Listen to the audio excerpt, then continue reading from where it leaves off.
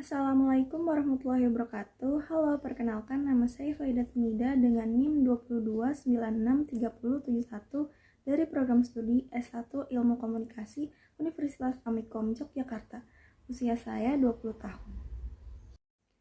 Baik, sebelumnya saya pernah menjabat sebagai Ketua Organisasi Siswa Intrasekolah atau yang biasa disingkat dengan OSIS.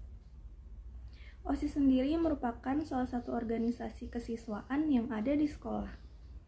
OSIS yang saya pimpin saat itu adalah ketika saya duduk di bangku kelas 2 Sekolah Menengah Kejuruan atau SMK, tepatnya di SMK Ma'arif, Jakarta.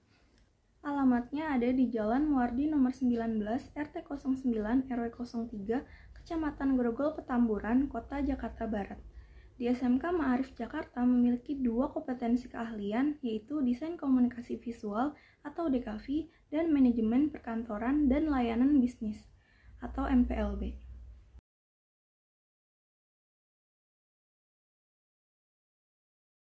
Baik, yang pertama, visi.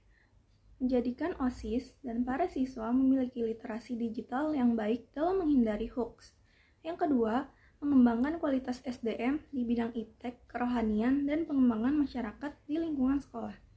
Yang ketiga, menjadi wadah dalam mewujudkan siswa-siswi SMK Ma'arif yang unggul di bidang akademik maupun non-akademik. Yang keempat, menciptakan lingkungan sekolah yang berkarakter dan menjadikan OSIS sebagai organisasi yang mengutamakan etika dan toleransi baik sesama siswa maupun guru. Yang kelima, mewujudkan sekolah yang aman, nyaman, sejahtera, menjadikan siswa unggul di bidang keahlian yang diminati.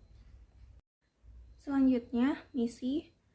Yang pertama, mengadakan kegiatan wajib membaca setiap 1 kali seminggu. Yang kedua, melaksanakan program mengenali literasi digital, menyediakan program penyuluhan dengan topik literasi digital. Yang keempat, mengaktifkan program ekstrakurikuler di sekolah untuk menjadi wadah kreativitas dan menunjang keahlian siswa-siswi serta terlibat aktif dalam membangun kepengurusan yang harmonis dan solid.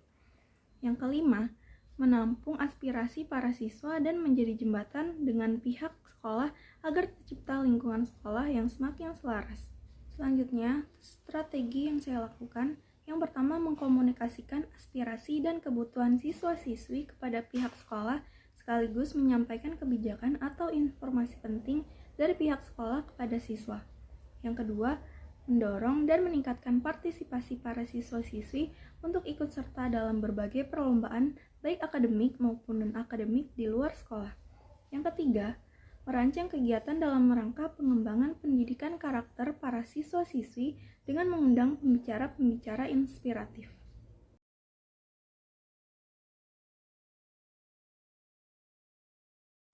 Baik, hal pertama yang saya lakukan ialah dengan membagi seksi bidang kepada anggota OSIS yang ada. Setelah itu, baru merencanakan program selama 1 periode atau selama masa jabatan saya sebagai ketua OSIS dengan mempertimbangkan anggaran dasar dan anggaran rumah tangga OSIS. Setelah anggota kepengurusan dan program jangka pendek dan jangka panjang tersusun, kemudian saya membuat jadwal rapat untuk OSIS untuk mengetahui progres dari program-program yang sedang dijalankan.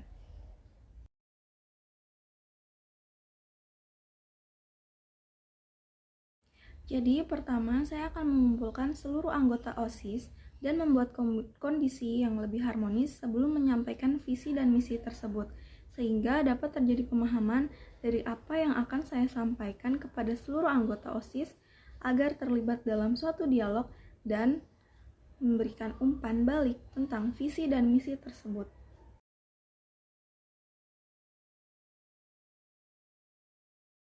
Baik, cara saya menghadapi masalah internal adalah yang pertama dengan membuat pertemuan antara pihak yang bersangkutan, kemudian dimusyawarahkan tentang masalah yang terjadi. Contohnya, ada anggota yang melapor bahwa salah satu anggota lainnya tidak pernah menjalankan perannya sebagai OSIS atau sering mengabaikan tata tertib yang ada. Maka saya sebagai ketua akan membuat pertemuan dengan anggota yang melapor dan anggota yang dilaporkan. Kemudian meminta penjelasan dengan anggota yang bermasalah. Apabila dapat diperbaiki, maka dapat dipertahankan. Namun apabila tidak, maka terpaksa dikeluarkan dari anggota OSIS. Selanjutnya, cara menghadapi masalah eksternal. Yang pertama, saya akan mengumpulkan permasalahan yang ada untuk kemudian mencari bukti agar permasalahan tersebut tidak mempengaruhi kondisi internal dari organisasi. Contohnya, banyak dari pihak luar yang sering menganggap bahwa menjadi anggota OSIS hanya sebagai pesuruh yang tidak dibayar. Hal itu mungkin menjadikan beberapa siswa-siswi yang hendak ikut dalam OSIS menjadi tidak jadi.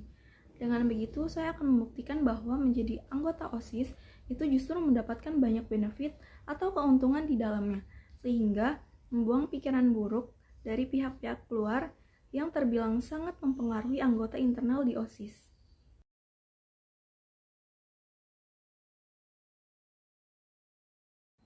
Selama menjabat sebagai ketua OSIS, saya selalu menerapkan gaya kepemimpinan demokratis yang dimana model kepemimpinannya itu selain dapat mengarahkan akan tetapi juga membutuhkan pendapat anggota yang kemungkinan akan sangat berefek bagi organisasi, sehingga anggota pun akan senang dan merasa pendapatnya berharga.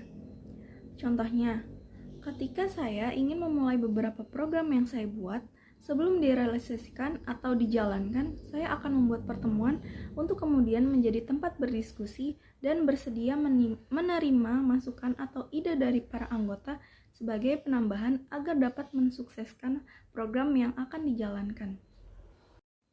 Baik, mungkin itu saja yang dapat saya presentasikan tentang pengalaman saya menjadi seorang pemimpin. Guna memenuhi tugas akhir semester 3 mata kuliah kepemimpinan. Terima kasih, bye-bye. Assalamualaikum warahmatullahi wabarakatuh.